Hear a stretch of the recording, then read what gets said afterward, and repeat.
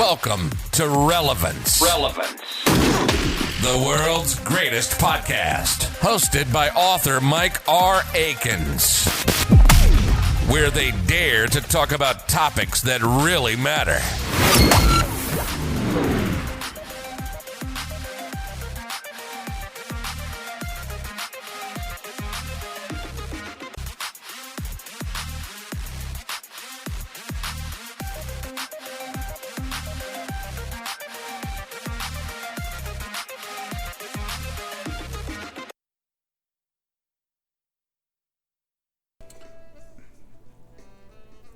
Chapter 2, Desire, the starting point of all achievement. The first step to riches. When Edwin C. Barnes climbed down the freight train in Orange, New Jersey, he may have resembled a tramp, but his thoughts were those of a king. As he made his way to Thomas A. Edison's office, his mind was at work. He saw himself standing in Edison's presence. He heard himself asking Mr. Edison for an opportunity to carry out the one consuming obsession of his life, a burning desire to become the business associate of the great inventor. Barnes' desire was not a hope. It was not a wish. It was a keen, pulsating desire, which transcended everything else. It was definite. The desire was not new when he approached Edison. It had been Barnes's dominating desire for a long time. In the beginning, when the desire first appeared in his mind, it may have been, probably was, only a wish, but it was no mere wish when he appeared before Edison with it. A few years later, Edwin C. Barnes again stood before Edison in the same office where he first met the inventor. This time, his desire had been translated into reality. He was in business with Edison. The dominating dream of his life had become a reality. Today, people who know Barnes envy him because of the break life yielded him. They see him in the days of his triumph without taking the trouble to investigate the cause of his success. Barnes succeeded because he chose a definite goal and placed all of his energy, all his willpower, and all his effort into achieving that goal. He did not become the partner of Edison the day he arrived. He was content to start in the most menial work as long as it provided an opportunity to take even one step toward his cherished goal. 5 years passed before the chance he had been seeking made its appearance. During all those years, not one ray of hope, not one promise of attainment of his desire had been held out to him. To everyone except himself, he appeared only another cog in the Edison business wheel. But in his own mind, he was the partner of Edison every minute of the time from the very day he first went to work there. It is a remark to Edison more than he wanted anything else. He created a plan by which to attain that purpose, but he burned all bridges behind him. He stood by his desire until it became the dominating obsession of his life and finally a fact. When he went to Orange, he did not say to himself, "I will try to induce Edison to give me a job of some sort." He said, "I will see Edison and put him on notice that I have come to go into business with him." He did not say, "I will work there for a few months, and if I get no encouragement, I will quit and get a job somewhere else." He did say, "I will start anywhere. I will do anything Edison tells me to do, but before I am through, I will be his associate." He did not say, "I will keep my eyes open for another opportunity in case I fail to get what I want in the Edison organization."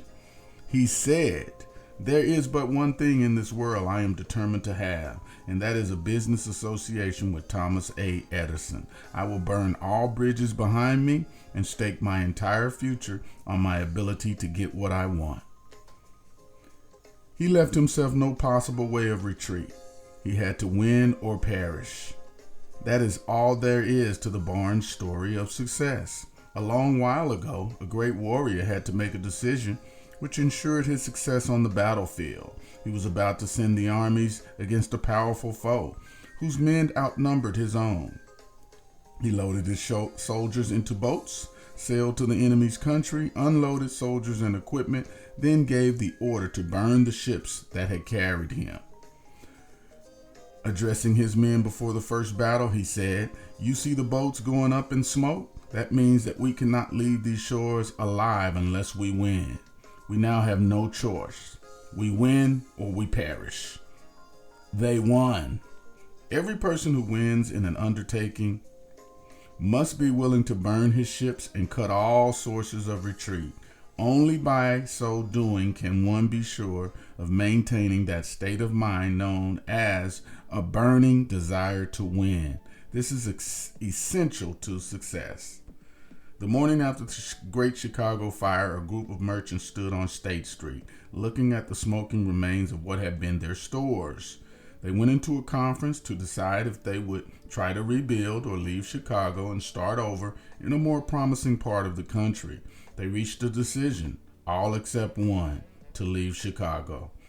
The merchant who decided to stay and rebuild pointed a finger at the remains of his store and said, "Gentlemen, on that very spot, I will build the world's greatest store. No matter how many times it may burn down." The store was built. It stands there today, a towering monument to the power of the state of the mind known as burning desire. The easy thing for Marshall Field to have done was to have been exactly what his fellow merchants did. When the going was hard and the future looked dismal, they pulled up and went where the going seemed easier. Mark well this difference between Marshall Field and the other merchants, because it is the same difference that distinguishes Edward C. Barnes from thousands of other young men who have worked in the Edison organization. It is the same difference that distinguishes practically all who succeed from those who fail. It may be of further help to know that the 6 steps recommended here were carefully scrutinized by Thomas A. Edison. Approval upon them as being not only the steps essential for the accumulation of money, but also for the attainment of any definite goal. The steps call for no hard labor. They call for no sacrifice. They do not require one to become ridiculous or credulous. To apply them calls for no great amount of education. But the successful application of these 6 steps does call for sufficient imagination to enable one to see and to understand the accumulation of money cannot be left to chance, good fortune, and luck. One must realize that all who have accumulated great fortunes first did a certain amount of dreaming, hoping, wishing, desiring, and planning before they acquired money. You may as well know also that every great leader from the dawn of civilization down to the present was a dreamer. If you do not see great riches in your imagination, you will never see them in your bank balance.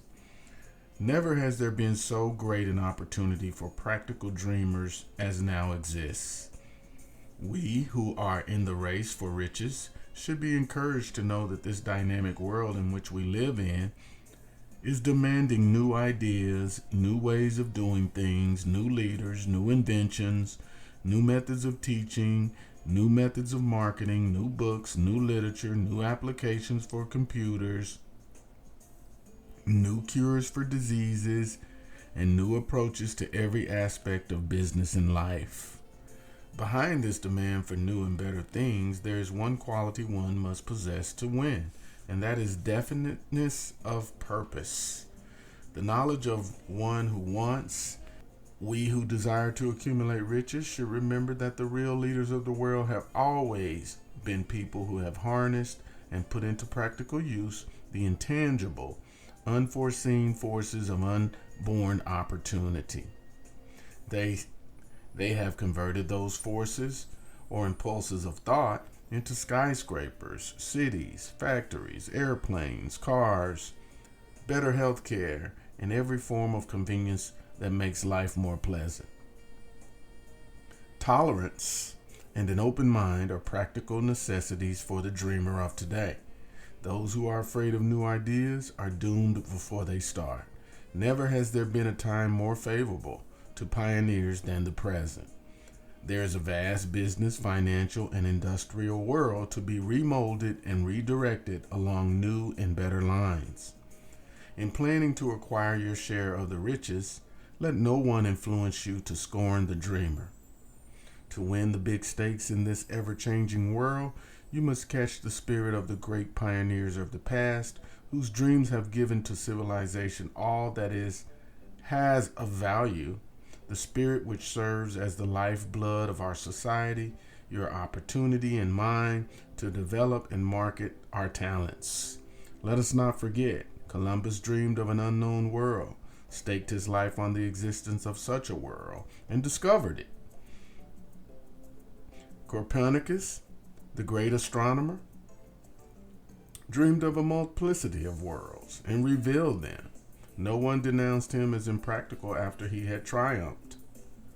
Instead, the world worshipped at his shrine, thus proving once more that success requires no apologies, failure permits, or anything of the sort. If the thing you wish to do is right and you believe in it, go ahead and do it. Put your dreams across and never mind what they say if you meet with a temporary defeat. For they perhaps do not know that every failure brings with it the seed of an equivalent success. Henry Ford, poor and uneducated, dreamed of a horseless carriage. He went to work with what tools he possessed, without waiting for opportunity to favor him. And now evidence of his dream belts the entire earth. He has put more wheels into operation than any man who has ever lived because he was not afraid to back his dreams. Thomas Edison dreamed of a lamp that could be operated by electricity. Despite more than 10,000 failures, he stood by that dream until he made it a physical reality. Practical dreamers do not quit. Lincoln dreamed of freedom for the black slaves, put his dream into action, and barely missed living to see a united North and South translate his dream into reality. The Wright brothers dreamed of a machine that would fly through the air. Now one may see evidence all over the world that they dreamed soundly. Marconi dreamed of a system for harnessing the intangible forces of the ether. Evidence that he did not dream in vain may be found in every radio, TV, and cell phone in the world. Moreover, Marconi's dream brought the humblest cabin in the most stately manor house side by side. It made the people of every nation on earth next door neighbors by creating a medium where news, information, and entertainment could instantly be disseminated throughout the world. It may interest you to know that Marconi's friends had taken him into custody and had examined in a psychopathic hospital. When he announced he had discovered a principle through which he could send messages through the air without the aid of wires or other direct physical means of communication. The dreamers of today fare better. The world has become accustomed to new discoveries. Indeed, it has shown a willingness to reward the dreamer who gives the world a new idea.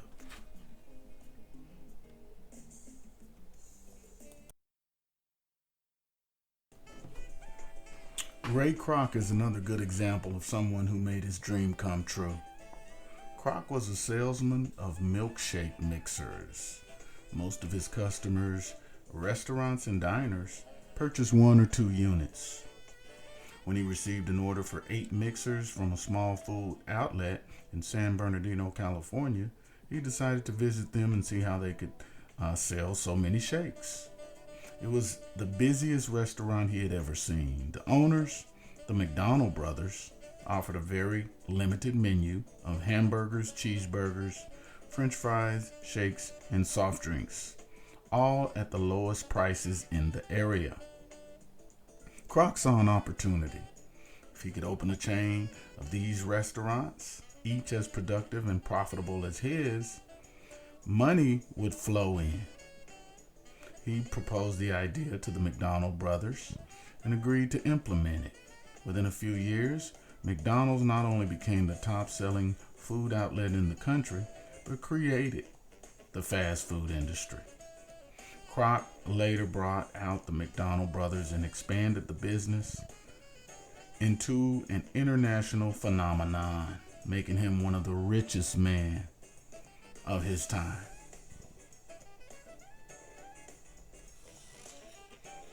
The world is filled with an abundance of opportunity, which the dreamers of the past never knew.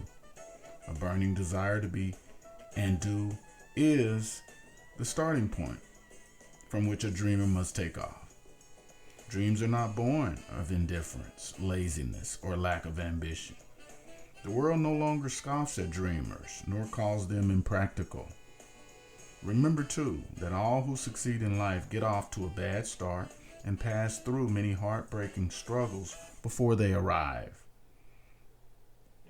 The turning point in the lives of those who succeed usually come at the moment of some crisis through which they are introduced to their other selves. John Bunyan wrote the Pilgrim's Progress after he had been confined in prison and solely punished because of his religious views. O. Henry discovered the genius that slept within his brain after he had met with great misfortune.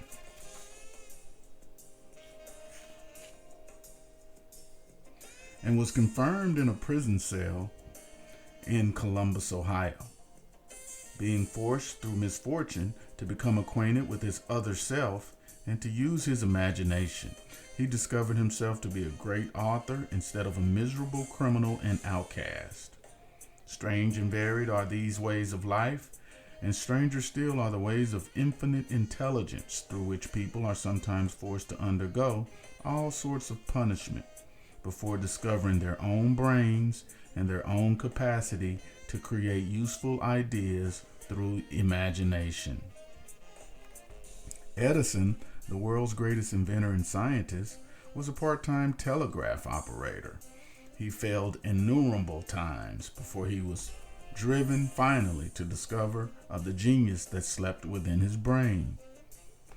Charles Dickens began by pasting labels on blacking pots. The tragedy of his first love penetrated the depths of his soul and converted him into one of the world's truly great authors. Disappointment over love affairs generally has the effect of driving people to drink and ruin. This is because most people never learn the art of transmuting their strongest emotions into dreams of a constructive nature. Helen Keller became deaf, dumb, and blind shortly after birth. Despite her great misfortune, her name is written indelibly in the pages of the history of the great. Her entire life served as evidence that no one is ever defeated until defeat has been accepted as a reality. Robert Burns was an illiterate country lad. He was cursed by poverty and grew up to be a drunkard. The world was made better for his having lived because he clothed beautiful thoughts in poetry, thereby plucking a thorn and planting a rose in its place. Booker T. Washington was born in slavery, handicapped by race and color, but because he was tolerant, had an open mind, and at all times, on all subjects, and was a dreamer, he left his impress for good on an entire race. Beethoven was deaf. Milton was blind, but their names will last as long as the time endures because they dreamed and translated their dreams into organized thought. Arnold Schwarzenegger is another person who converted his desire into action and achievement. He first came into the public eye as Mr. Universe, a glorified weightlifter. But Schwarzenegger was not a typical muscle man. He was a man with dreams and goals. He achieved them by becoming a wealthy businessman, one of the highest paid movie stars, and eventually the governor of California. Born and raised in Austria, as a child he began training as a weightlifter. At 18, he won his first bodybuilding contest and the first of 5 consecutive Mr. Universe titles. He immigrated to the United States and continued winning similar contests. Although he had accomplished more than any other person in the art of bodybuilding, it was no longer a challenge. So he sought other ideas where he could use his talents. His training and physical development taught him that there was a need for knowledge about physical fitness. He had that knowledge and wanted to share it. He wrote an autobiography, Arnold, The Education of a Bodybuilder, which became a bestseller. He followed it up with a book on bodybuilding for women, showing female readers how to use weight training and get in great shape. This led to the creation of a mail-order exercise business and a company to produce bodybuilding events. These businesses started him on the road to business success. His next goal was to become a movie star. Even though he had secured his first movie role, he set himself as a goal to be as big in the movies as he was in bodybuilding. After turning down minor roles, his persistence paid off when he was cast as the lead in Conan the Barbarian. This led to a series of action films that made him one of the highest paid actors in Hollywood. Success in the movies did not make Schwarzenegger complacent. He set new goals for himself, this time in the world of business. He invested in real estate, created a restaurant chain, and became actively involved in other enterprises, thus becoming a multimillionaire. As his success mounted, however, he added what became his dream goal to serve the community. He traveled around the country to promote health and fitness for youth. He went into the inner cities and inspired the kids to eliminate violence and crime, to say no to drugs, gangs, guns, and yes to education. He has taken an active leadership role in several organizations dedicated to physical fitness and health. In 2003, Arnold Schwarzenegger threw his hat into the ring and was overwhelmingly elected as the new governor of California. You can learn much from this man. In setting goals, you are not limited to any one area. Schwarzenegger could have limited his future to bodybuilding and become quite successful, but he dreamed of much more, set higher goals, and strove to reach them. He learned from his successes and adapted his knowledge in other aspects of his life. Like Schwarzenegger, do not be discouraged by criticism. Critics belittled his acting ability in his first films, but he was not dissuaded and persuaded his goal to become one of the highest paid actors in Hollywood.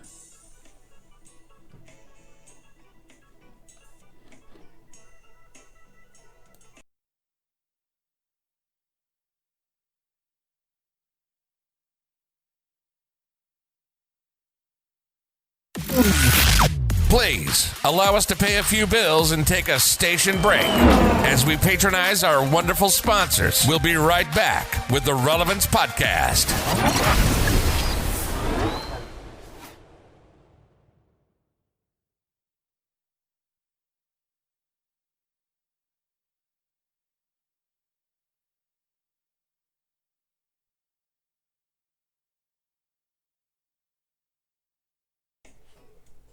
Before passing to the next chapter, kindly anew in your mind the fire of hope, faith, courage, and tolerance. If you have these states of mind and a working knowledge of the principles described, all else that you need will come to you when you're ready for it. Let Emerson state the thoughts in these words. Every proverb, every book, every byword that belongs to thee for aid and comfort shall surely come home through open or windy passages. Every friend whom not thy fantastic will, but the great and tender soul in thee craveth, shall lock thee in his embrace. There's a difference between wishing for a thing and being ready to receive it. No one is ready for a thing until he believes he can acquire it. The state of mind must be belief, not mere hope or wish. Open-mindedness is essential for belief. Closed minds do not inspire faith, courage, or belief. Remember, no effort is required to aim high in life, to demand abundance and prosperity, than is required to accept misery and poverty. A great poet has correctly stated this universal truth through these lines. I bargained with life for a penny, and life would pay no more. However, I begged at evening when I counted my scanty store. For life is just employer. He gives you what you ask, but once you have set the wages, why, you must bear the task. I worked for a menial's hire, only to learn dismayed that any wage I had asked of life, life would have willingly paid. Mary Kay Ash, the founder of Mary Kay Cosmetics, attributed her success to the development of self-confidence and faith in herself and in all of the people in her vast organization, which now consists of more than 250,000 independent beauty consultants worldwide. Her sales began 25 years earlier when she joined Stanley Home Products. She awfully commented that she was not at all successful during her first year and was ready to give up. This changed when she attended her first Stanley sales seminar. She reported, "There I saw this tall, pretty, successful woman crowned queen as a reward for being the best in the company contest. I determined to be that queen the following year, which seemed impossible. However, I decided to go up and talk to the president and tell him that I intended to be the queen next year. Mr. Beveridge didn't laugh at me, but looked me in the eye, held my hand, and said, 'Somehow I think you will.' And those 5 words drove me, and the next year I was queen." Mary Kay preached and practiced that the first step in achieving success is to firmly believe that you are an excellent person who deserves success. In an article in Personal Excellence, she suggested that some exercises to help create your image of excellence and begin to establish an atmosphere of success in your life. Here are some of her suggestions. Imagine yourself successful. Always picture yourself successful. Visualize the person you desire to become. Set aside time each day to be alone and undisturbed. Get comfortable and relax. Close your eyes and concentrate on your desires and goals. See yourself in this new environment, capable and self-confident. Reflect on your past successes. Every success, be it large or small, is proof that you're capable of achieving more success. Celebrate each success. You can recall it when you begin to lose faith in yourself. Set definite goals. Have a clear direction of where you want to go. Be aware when you begin to deviate from these goals, and then take immediate action to correct them. Respond positively to life. Develop a positive self-image. Your image, your reactions to life, and your decisions are completely within your own control. Desire outwits Mother Nature. As a fitting climax to this chapter, I wish to introduce one of the most successful people I have ever known. I first saw him a few minutes after he was born. He came into the world without any physical signs of ears, and the doctor admitted, when pressed for an opinion, that the child might be deaf and mute for life. I challenged the doctor's opinion. I had the right to do so. I was the child's father. I too reached a decision and rendered an opinion, but I expressed that opinion silently in the secrecy of my own heart. I decided that my son would hear and speak. Nature could send me a child without ears, but nature could not induce me to accept the reality of the affliction. In my own mind, I knew that my son would hear and speak. How? I was sure there must be a way, and I knew I would find it. I thought of the words of the immortal Emerson. The whole course of things goes to teach us faith. We need only obey. There is guidance for each of us, and by lowly listening, we shall hear the right word. The right word? Desire. More than anything else, I desired that my son should not be a deaf mute. From that desire, I never receded, nor for a second. Many years previously, I had written, "Our only limitations are those we set up in our own minds." For the first time, I wondered if that statement were true. Lying on a bed in front of me was a newly born child without the natural equipment of hearing. Even though he might hear and speak, he was obviously disfigured for life. Surely, this was a limitation that the child had not set up in his own mind. But what could I do about it? Somehow I would find a way to transplant into that child's mind my own burning desire for ways and means of conveying sound to his brain without the aid of ears. As soon as the child was old enough to cooperate, I would fill his mind so completely with the burning desire to hear that nature would, by methods of her own, translate it into physical reality. All this thinking took place in my own mind, and I spoke of it to no one. Every day I renewed the pledge I had made to myself not to accept a deaf mute for a son. As he grew older, he began to take notice of things around him. We observed that he had a slight degree of hearing.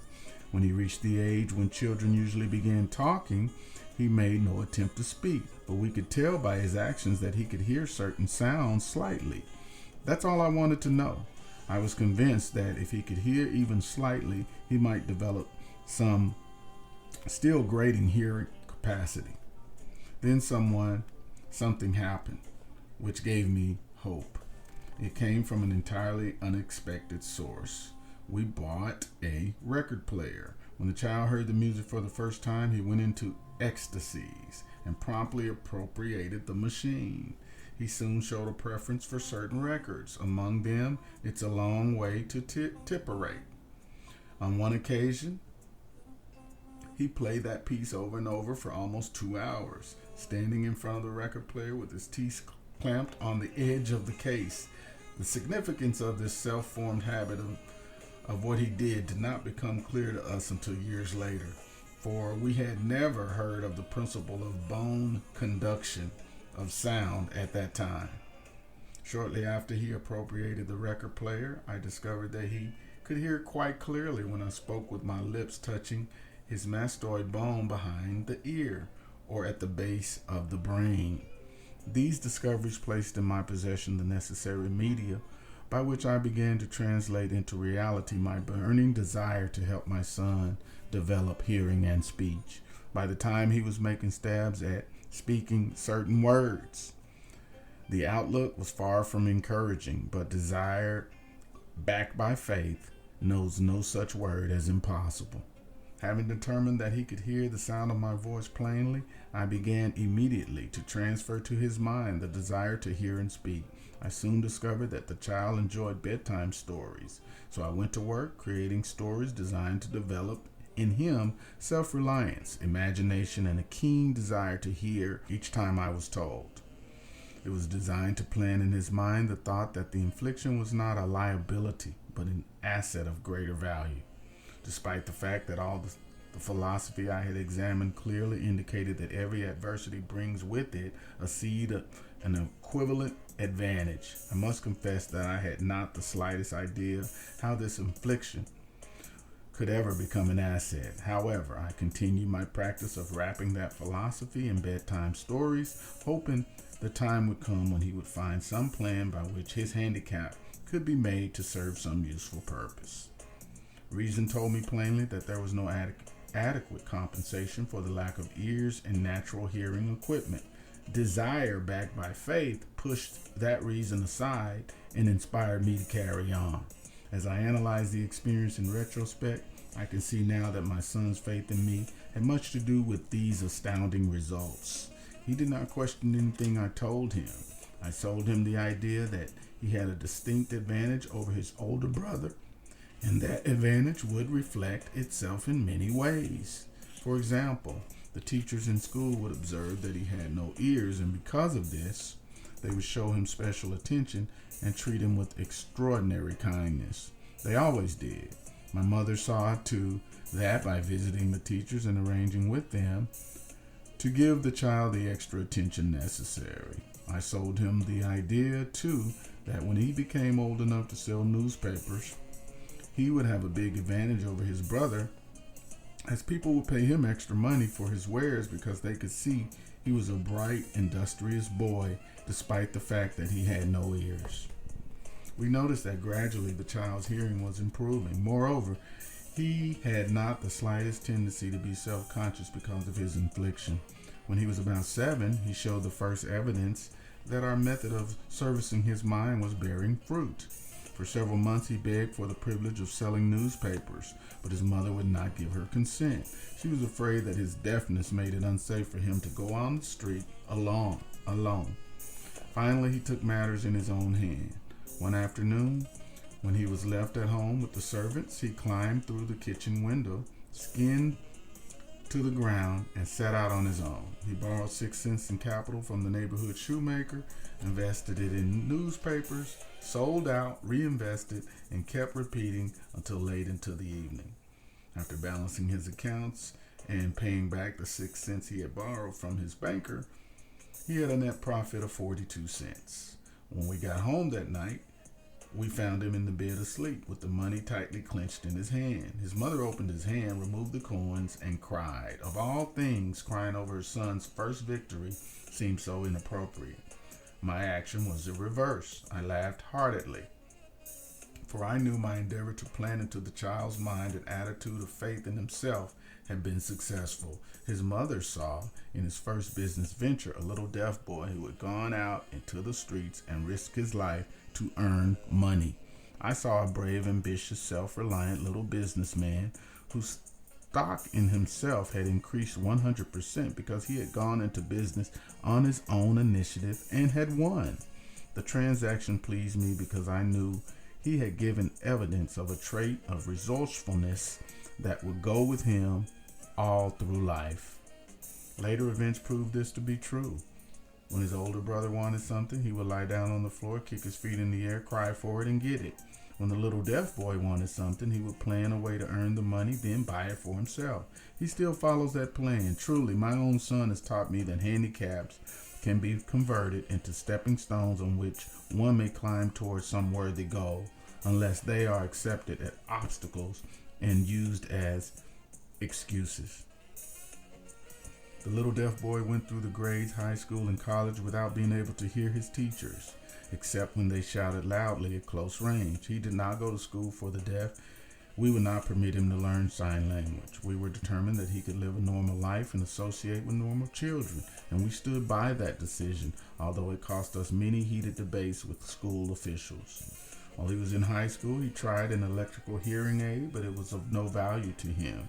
We believe this was due to a condition that was disclosed when the child was 6. Dr. J. Gordon Wilson of Chicago operated on one side of the boy's head and discovered that there was no sign of natural hearing equipment.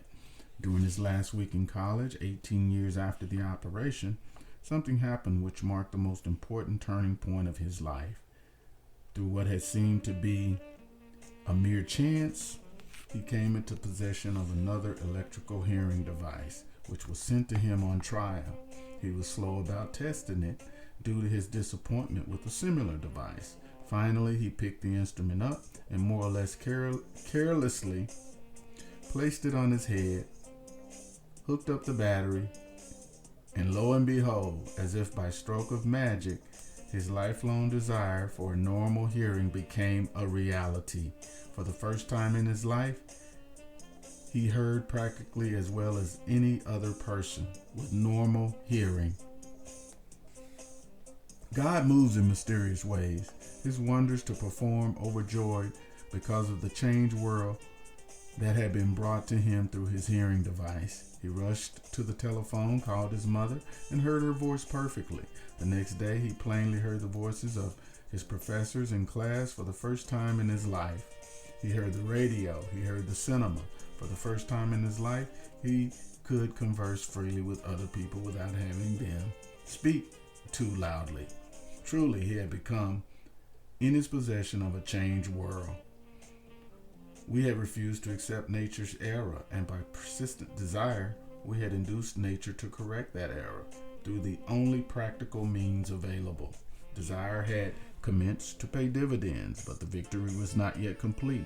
The boy still had to find a definite and practical way to convert his handicap into an equivalent asset.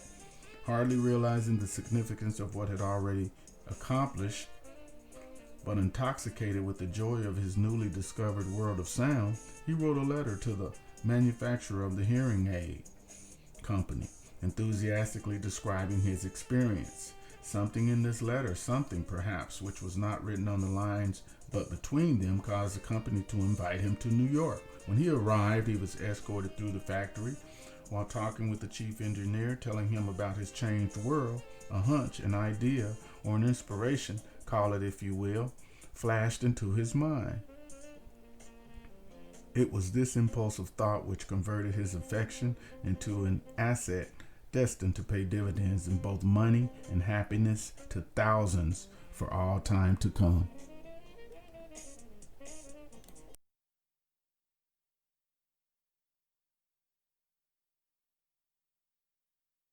The sum of abundance and substance of that impulse of thought was this. It occurred to him that he might be of help to millions of deaf people who go through life without the benefit of hearing devices if he could find a way to tell them the story of his changed world. Then and there, he reached a decision to devote the remainder of his life to providing a useful service to the hard of hearing. For an entire month, he carried out intensive research. He analyzed the entire marketing system of a manufacturer of the hearing device and created ways and means of communicating with the hard of hearing all over the world for the purpose of sharing with them his newly discovered changed world. When this was done, he wrote a 2-year plan based upon his findings. On presenting the plan to the company, he was instantly given a position for the purpose of carrying out this ambition. Little did he dream when he went to work that he was destined to bring home and practical relief to thousands of deaf people who, without his help, would have been doomed forever to deaf mutism. Shortly after he became associated with the manufacturer of his hearing aid, he invited me to a class conducted by the company for the purpose of teaching deaf mutes to hear and speak. I had never heard of such a form of education, therefore I visited the class skeptical but hopeful that my time would not be entirely wasted.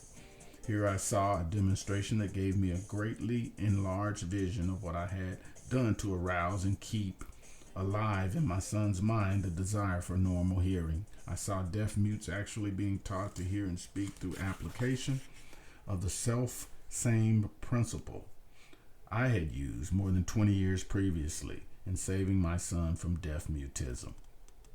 Thus, through some strange turn of will of fate, my son, Blair, and I were destined to aid in correcting deaf mutism for those as yet unborn.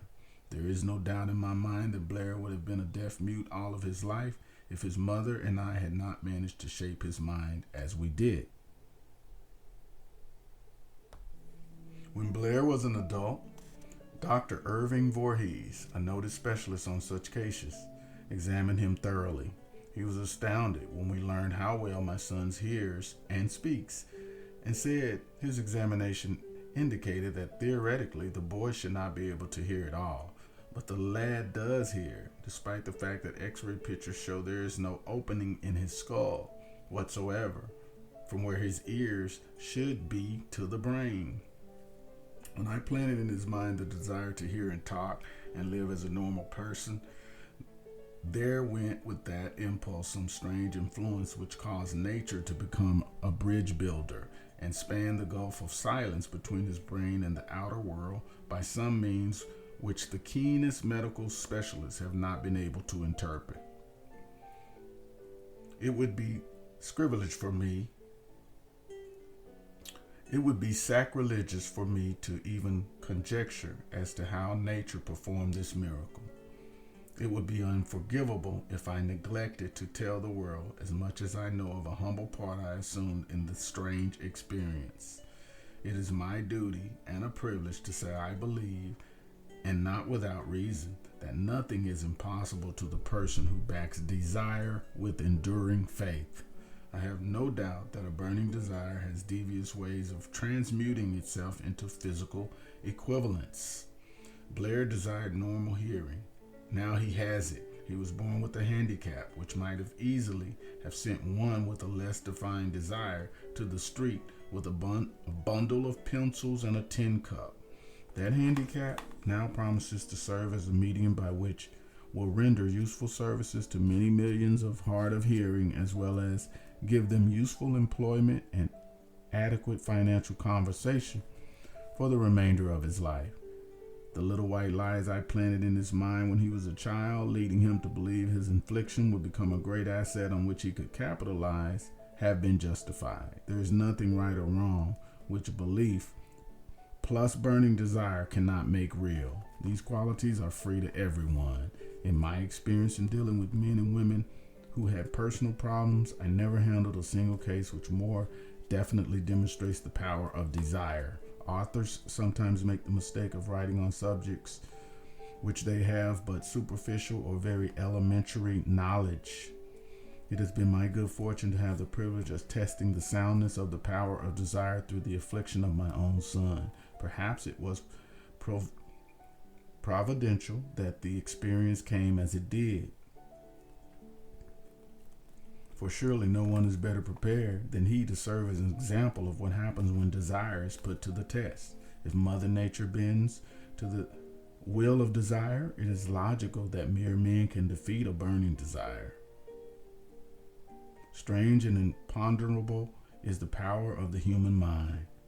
We do not understand the method by which it uses every circumstance, every individual, every physical thing within its reach as a means of transmuting desire into its physical counterpart.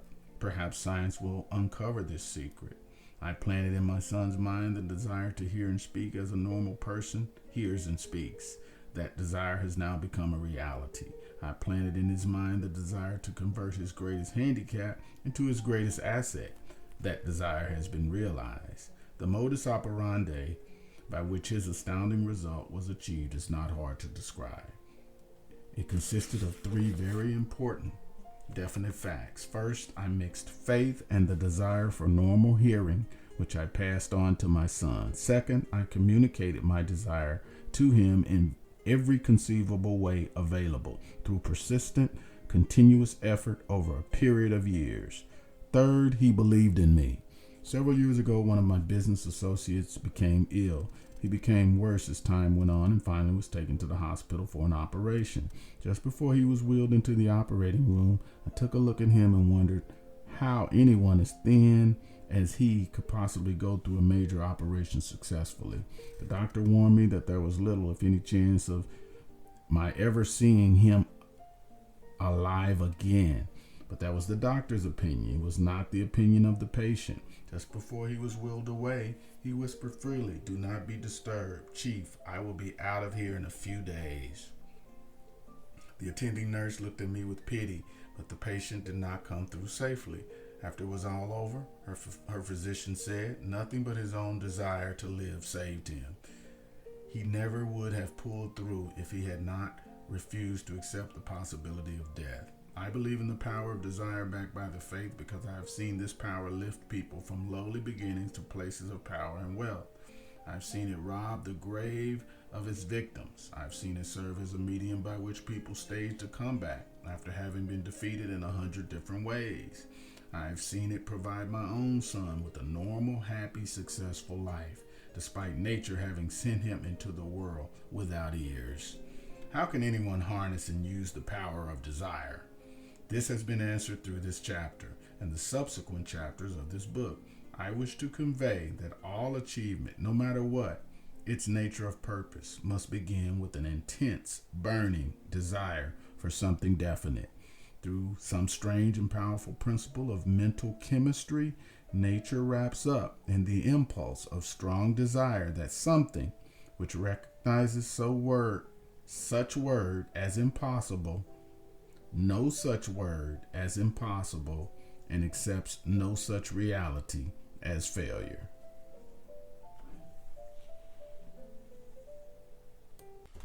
Folks, and I do want to remind you that you can support the Relevance Podcast by signing up to be a sponsor and supporting the Relevance Podcast. I do want to indicate that I'm just now uploading a lot of content, and my editing and production will get a lot better. I do appreciate you supporting me and listening to my first few episodes that I published, but I do want to let you know that those episodes will get better as we go. So if you do want to be a sponsor, it's very inexpensive. You can sign up through the link at the end of my podcast. Thank you very much again for listening, and I look forward to putting out better content in the future. Thank you. As always, thanks for listening in on the show. And be sure to check out Mike's book, A Simple Guide to Child Support Redemption, available on Amazon.com, or his mobile app, Child Support Made Simple, CSMSX, available through the Google Play Store. And for the latest in current events and videos that really matter, be sure to log on to Mike's YouTube page, author Mike R. Aikins, or his website at www.relevancepodcast.com.